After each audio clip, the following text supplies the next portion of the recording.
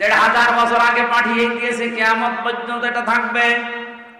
এখন যদি কেউ বেঈমানি করেন, না বোঝার ভান করে থাকেন, আরে ভাই আমরা তো কোরআনের মালিক না। কোরআনের মালিক এই লোকটাও না। কোরআনের মালিক কে বলেন? এই জমিনের মালিক কে? আমরা তো কামলা। কামলা বোঝেন? এতে কাজ করে খাচ্ছে মাঠে ঘাটে। এই জমিনের মালিক মনে করেন স্বপন সাহেব 5 জন মানুষকে নিয়েছে, যেখানে ধান লাগালাম সারাদিন। মাগরিবের আগে বলছে আপনাদেরকে আমি টাকা দিয়ে দেব। আসরের নামাজের পরে টাকা দিয়ে দেবে আমাদের। কিছুক্ষণ আগে আসরের সময় হতে আর মাত্র 5টার সময় টাকা দেবে, 10 মিনিট বাকি আছে।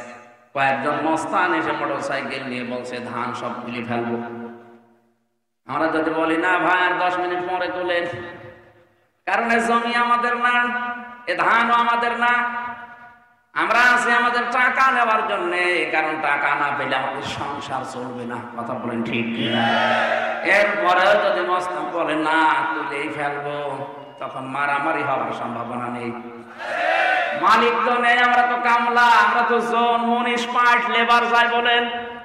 অন্তত আমাদের বেতন পাওয়ার জন্য হলে এই লোকগুলোকে এখন ঠেকাতে হবে। ঠেকাতে গিয়ে ধস্তাধস্তি, মারামারি, হাতাহাত, মেরেও ফেলা লাগতে পারে, কারণ আমাদের টার্গেট বেতন। আমাদের টার্গেট কি? আমরা ঠিক এই কায়দায় জমিনে আছি। এ জমিনের মালিকও আমরা না, কোরআনের মালিকও আমরা না, আমরা কামলা, খাদেম। এই কোরআন প্রতিষ্ঠার জন্য চেষ্টা করে যাচ্ছি। বিকাল 5টা মানে জীবনের শেষ দিন পর্যন্ত চেষ্টা করেই যাব। এর মাঝখান থেকে কেউ যদি এসে বাধা দিতে চান, হয় হাতাহাতি হবে, মারামারি হবে, মেরেও ফেলতে পারি। এখানে কোনো আপোষ নেই, কারণ আমার বেতন দরকার, আর আমাদের বেতনের নাম জান্নাত। এই কথা বলুন। এটা পাওয়ার জন্য যদি কোরআন বিরোধী কাউকে পাওয়া যায়, বাধা দানকারী, তাকে কিন্তু বিকাল 5টার আগে ছাড়া হবে না।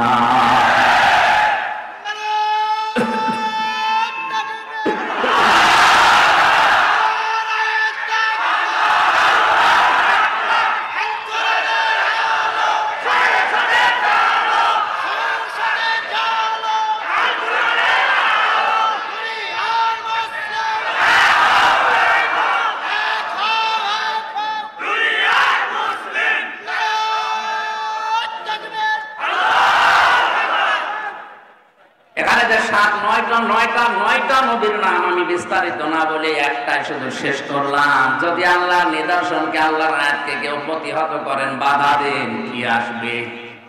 শাস্তি। কি আসবে? শাস্তিগুলো কিন্তু চলে আসতেছে একটা একটা করে।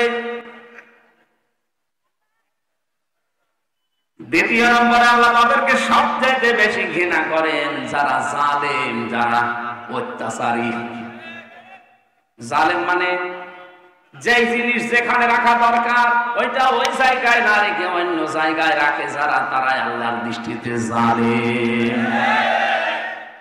আপনি যে কোনো ধর্মের হন, আপনি সত্যি করে মন থেকে বলেন তো কোরআনে কারিম আসলে থাকা দরকার সবচাইতে উপরে না পায়ের কাছে? আরে ভাই উপরে তো আপনি আর রাখেন না। উপরে রাখতে গেলে রাজনীতি মনে করেন আপনি? এটা তো রাখা দরকার উপরে। উপরে না রেখে যারা আজ নিচে রাখতে চায়, পেছনে টান মেরে ফেলতে চায়, তারা জালেম। এই যে টুপিটা, এটা মাথায় দেওয়া দরকার কোথায় বলেন? বলে এটা যদি আমি পায়ের সাথে বেঁধে রাখি, এটা টুপির সাথে জুলুম। 96% মুসলমানের দেশে কোরআন থাকবে সবার উপরে সংসদে। ওখান থেকে আইন প্রণয়ন হবে কোরআন দিয়ে, ওইটা বাংলাদেশে বাস্তবায়ন হবে। এগুলো না করে যারা আজ মানুষের তৈরি করা আইনগুলো কায়েম করার জন্য চেষ্টা করছেন, আপনি জালেম। শিক্ষিত মানুষের জন্য আমি নাম নিলাম না, আপনি বুঝে ফেলেছেন।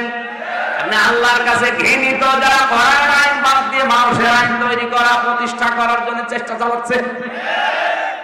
3 নম্বরে আল্লাহ তাদেরকে বেশি ঘৃণা করেন যারা অহংকারী। এই পৃথিবীতে অনেকে সম্পদের অহংকার করা, ক্ষমতার অহংকার করার কারণে আল্লাহ ঘৃণিত বানিয়ে বিদায় দিয়েছে, যেমন কারুন।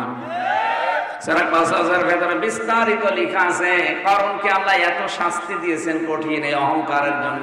সম্পদের অহংকার করেছিল, মুফাসসির লিখেছেন আল্লাহ এখনো পর্যন্ত প্রতিদিন ওরে মাটির ভেতরে 1 বিঘত করে গাড়তেছে, কিয়ামত পর্যন্ত 1 বিঘত করে মাটির নিচে গাড়তেই থাকবে। বলেন নাউজুবিল্লাহ।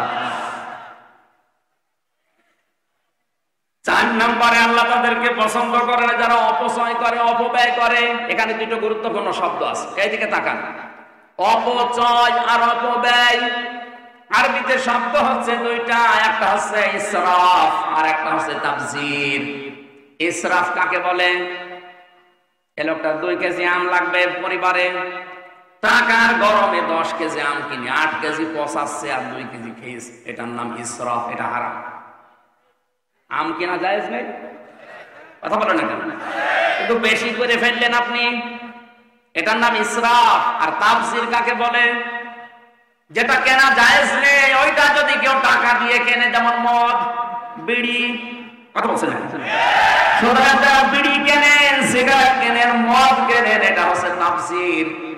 ওইটা আলু কিনে বা আম কিনে টাকা নষ্ট করেছে, ওইটা হচ্ছে ইসরাফ। আর কেউ যদি টাকা নষ্ট করে মদ কিনে, বিড়ি কিনে, সিগারেট কিনে, সেটা হচ্ছে তাবযির। আর তাবযির যে করে সে আর মানুষ থাকে না, সে শয়তানের ভাই হয়ে যায়। আমার এই ছাত্র জীবনে পুরা কোরআন শরীফ আমি প্রায় জেলখানায় প্রায় 250 বারের উপরে পড়লাম পুরাটা। আমার যতটুকু জ্ঞান আছে আমি দেখেছি ওরা কোরআনে কোনো জায়গায় আল্লাহ শয়তানের ভাই বলে কাউকে উল্লেখ করেননি। শুধু একটা মানুষকে শয়তানের ভাই বলেছে, ইন্নাল মুবাযযিরিনা কানু ইখওয়ানাশ শায়াতিন। যারা অপচয় করে এরা শয়তানের ভাই, আর শয়তানের ভাই তো শয়তানি। কথা বলেন না কেন? তাহলে ইসরাফ আর তাসরিফ, তাফসীর বুঝলেন যে বৈধ জিনিস কেনার ক্ষেত্রে বাড়াবাড়ি করা, বেশি খরচ করা, এটা ইসরাফ, এটাও হারাম। আর অবৈধ জিনিস কেনার ক্ষেত্রে টাকা পয়সা খরচ করা, এটা তাফসীর দুইটাই হারাম। তাই একটা একটু বেশি খারাপ আর একটু আল্লাহর কাছে একটু কম খারাপ। দুইজনকে আল্লাহ পছন্দ করেন। 3-5 নম্বরে যারা আমানতের খেয়ানত করে, পাপী যারা। কোরআন জানিয়েছে কুলু ওয়াশরাবু ওয়ালা তুসরিফু, খাও পান করো কিন্তু ইসরাফ করবা না। অথচ এটা বাংলাদেশে বেশি চলছে। আমানতের খেয়ানত মানে আমরা মনে করি 10,000 টাকা দিলাম, ওই টাকা আর ফেরত দিল না, এটা আমানতের খেয়ানত করলো না। এটা তো এক প্রকার আমানতের খেয়ানত। সবচাইতে বড় ওইটা যে চেয়ারে বসার যোগ্যতা রাখে না, সে জোর করে যদি বসানো হয়, এটা আমানতের খেয়ানত। আপনি বিবেক দিয়ে বলেন তো এটা বাংলাদেশে হচ্ছে না হচ্ছে না? সবচাইতে বেশি হচ্ছে। বলতে গেলে হামজা খারাপ হয়ে যায়। আরে ভাই, আপনি যে আমানতের খেয়ানত করে বসে আছেন, আপনার যোগ্যতা আছে চেয়ার বসার? যে সিস্টেমে বসেছেন ওই পুরাটাই তো ভেজাল গলদ। এখানে বসার কথা যার ছিল তারে আপনি বসতে দেন না, জোর করে তাহাজ্জুদের আগে কাজ করে নেন। এখানে আমাদের উচিত হচ্ছে যেখানে যেখানে যার বসা, ওখানে যদি তাকে না বসিয়ে অন্য কাউকে বসানো হয়, এটা খিয়ানত। আর খেয়ানত যারা করেছেন, এর সাথে যারা সম্পৃক্ত, তাদেরকে আল্লাহ ঘৃণা করেন, ঘৃণা করেন, ঘৃণা করেন। এমন যদি বলেন না এটা উল্টি আমাদের পক্ষে দেন, আমি দেবো। আয়াত আছে, হ্যাঁ, কোন আয়াত আছে আপনার পক্ষে? সর্বপ্রথম পক্ষে। বুঝছে? এই জন্য তো হতে দেয় না। আপনি হতে দেন না, আপনি তো আরো নিজের ক্ষতি করছেন। 6 নম্বরে তারা যারা ফাসাদ সৃষ্টি করে, বিশৃঙ্খলা তৈরি করে। 7 নম্বরে যারা মন্দ কথা বলে, মন্দ কাজ করে, এদেরকে আল্লাহ সবচাইতে বেশি ঘৃণা করেন। বলেন নাউজুবিল্লাহ।